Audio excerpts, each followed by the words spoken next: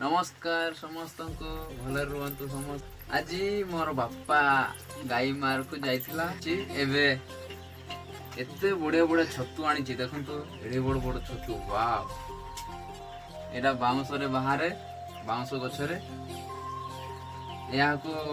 आम भाषा रे उरुंग जांगपुट कहंती उरुंग जांगपुट कहंती तो ओडिया रे ट्रांसलेट बाउंस छतु बोली कहंती भाई माने देखंतु बहुत सुंदर बड़ बड़ रांधिले बहुत स्वाद खाइबा को बहुत बढ़िया लागिवो। आपण माने भी बण को जाई खोजतो एमती बाउंस गछरे बाहरिबो देखिबे